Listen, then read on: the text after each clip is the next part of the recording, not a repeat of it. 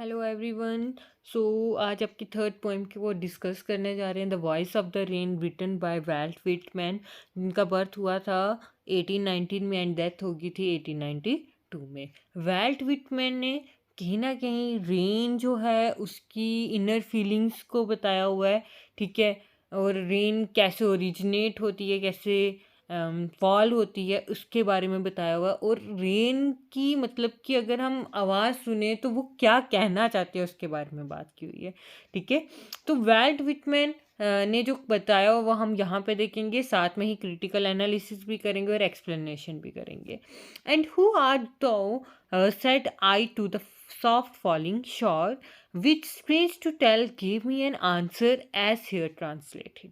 सो poet बोलते हैं, volt Whitman बोलते हैं कि बारिश हो रही थी तो मैंने पूछा हु आर दो, मतलब कि हु आर यू, कौन हो तुम, ठीक है। Said to the soft falling shower, वो छोटी छोटी होती है बूंदाबांदी, वो हो रही है और उसको वाल्ट विटमैन पूछते हैं कि कौन हो तुम, ठीक है। Which strange to tell gave me an answer as here translated, बोलते मैंने तो पूछा बट स्ट्रेंज बात ये थी कि उसने आगे से मुझे क्या दिया, आंसर दिया, जिसको मैंने यहाँ पे ट्रांसलेट किया। क्यों ट्रांसलेट किया? क्योंकि आवाज़ तो हमें भी बारिश की आती कि आपने कभी सोचा कि क्या कभी आप उसको समझ पाए हो, आप उसको सुन पाए हो? नहीं। तो पोइट के अंदर ना यही खासियत होती है कि उनकी एक अलग सी इमेजिनेशन होती है, ठीक है। तो यहाँ पे उन्होंने बताया है कि बोलते हैं कि मैं आपको ट्रांसलेट करके देता हूँ, ठीक है। तो सॉफ्ट फॉलिंग शॉवर ना ये होती है इमेजरी। क्या होती है? इमेजरी। इमेजरी जिसको सुन के आपके दिमाग में ना एक इमेज तैयार होती है, जैसे सॉफ्ट फॉलिंग शावर आपने देखा होगा, छोटी छोटी बूंदाबांदी होती है, ठीक है। जब हम या हमारे ऊपर भी पड़ते हैं ना, तो हम उसको एंजॉय करते हैं, हम उससे भागते नहीं है। उस टाइप की बारिश के लिए यहाँ मेंशन किया, तो आपके दिमाग में एक इमेज बनी। दैट्स वाई इस डिवाइस को मैंने क्या नाम दे दिया, इमेजरी, ठीक है।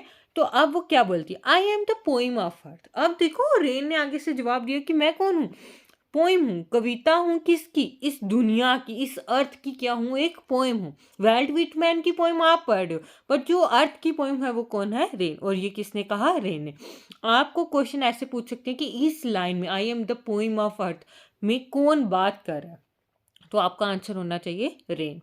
Set the voice of the rain, और ये बात कौन कहते, रेन कहती है अपनी आवाज में कि मैं कौन हूँ, पोइम हूँ अर्थ की।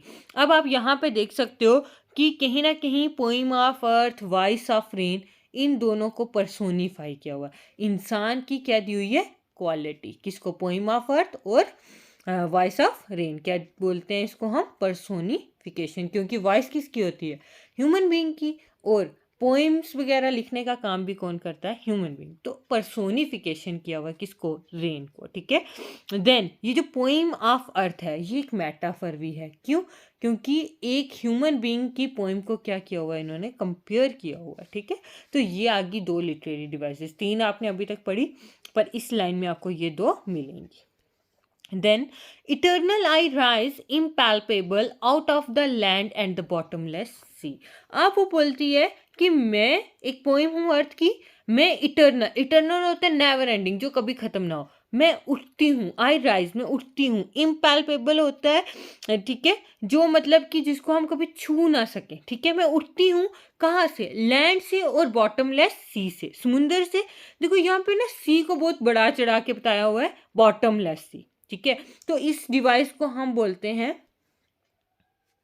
ठीक है, इसको हम बोलते हैं हाइपर बोल। जब हम किसी चीज को ना बहुत बड़ा चढ़ा के क्या करते हैं, बात करते हैं, ठीक है, उसको बोलते हैं हम हाइपर बोल। तो ये क्या है, एक डिवाइस हाइपर बोल, ठीक है। अब बोलती है कि eternal I rise impalpable out of the land and the bottomless sea. अब वो बोलती है कि मैं ना राइज करती हूँ कहाँ से, लैंड से और बॉटमलेस सी से, ठीक है। अब यहाँ पे जो है आई राइज इम्पैल्पेबल, ये भी एक इमेजरी, आप इमेजिन कर सकते हो। आपने हमेशा प्रेस्पिटेशन का कंसेप्ट पढ़ा होगा, ठीक है। प्रेस्पिटेशन जो है वो कैसे होती है, ज़मीन से जो है वेपर्स उठते हैं, देन कंडेंसेशन होती है, देन रेनफॉल की फॉर्म में अर्थ के ऊपर जो वाटर है वो वापस आ जाता है। तो वही चीज़ है यहाँ पे, आप इसको बोल सकते हो इमेजरी। आप उसको इमेजिन कर सकते हो, आपने देखा होगा, या इमेजिन कर सकते हो कि वाटर वेपर्स क्या हो रहे हैं, उठ रहे हैं लैंड से और सी से, ठीक है। तो इसको हम क्या बोलेंगे, इमेजरी, ठीक है। ये आ गई इमेजरी एंड बॉटमलेस सी क्या आ गया, हाइपरबोल, क्योंकि कुछ बढ़ा चढ़ा के सी को मेंशन किया हुआ है। अपवर्ड टू हेवन, और बोलते हैं जब मैं लैंड और सी से उठती हूँ मैं कहाँ जाती हूँ, हेवन में। वेंस, वेंस को यहाँ पे मतलब क्या हो गया, वेयर, वेयर कहाँ, वैगली फॉर्म, वेयर जहाँ पे मुझे ना मतलब कि मेरी फॉर्मेशन होती है, मुझे फिर से रिक्रिएट किया जाता है।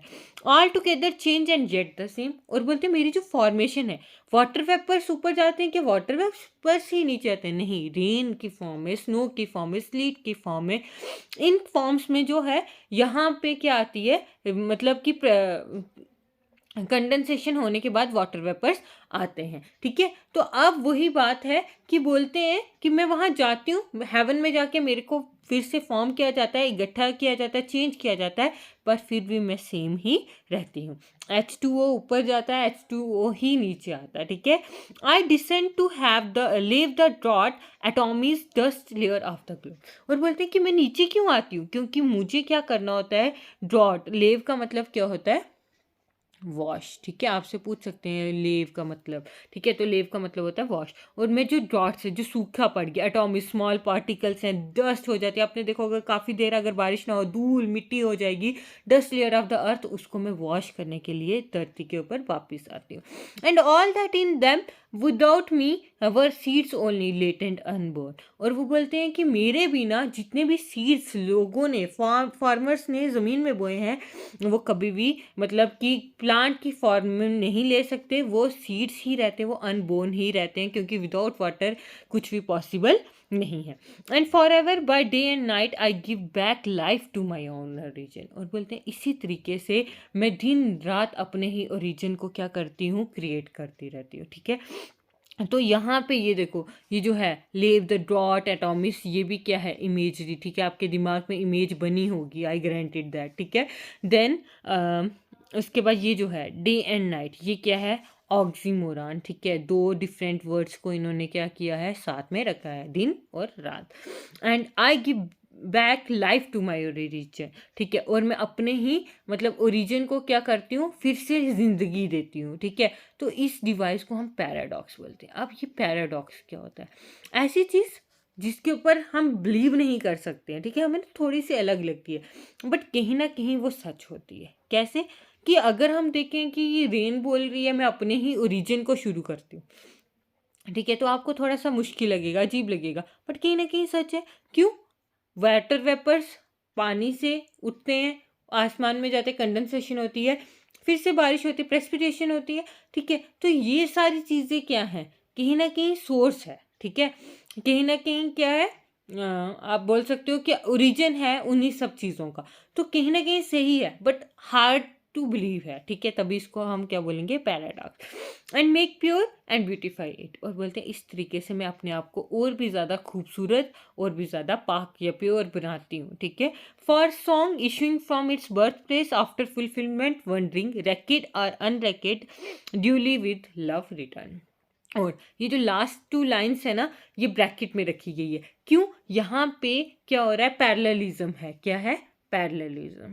ठीक है, आपको पूछ सकते हैं कि पैरेललिज्म कौन सी जगह आपको शो हुआ, तो लास्ट टू लाइंस में। पैरेललिज्म मीन्स, देखो, एक आ गई पोइम जो वाल्ट विटमैन की आप पढ़ रहे हो, एक पोइम जो वॉइस ऑफ रेन की है या रेन की है, जो आपसे ये सारी बातें कर रही है। तो ये जो सॉन्ग है, दोनों का सॉन्ग, ये इशू हुआ, अपने बर्थ प्लेस से निकला, वाल्ट विटमैन के अंदर से निकला, रेन के अंदर से निकला, और वो दुनिया ने सुना, फुलमैन वंडर मतलब घूमा। अब किसी ने उसके ऊपर ध्यान दिया, ठीक है, या नहीं दिया, रैकेट और अनरैकेट, केयर की या नहीं की, उससे उनको कोई भी फर्क नहीं पड़ता, पर प्यार जो है वो हमेशा उनको मिलता है।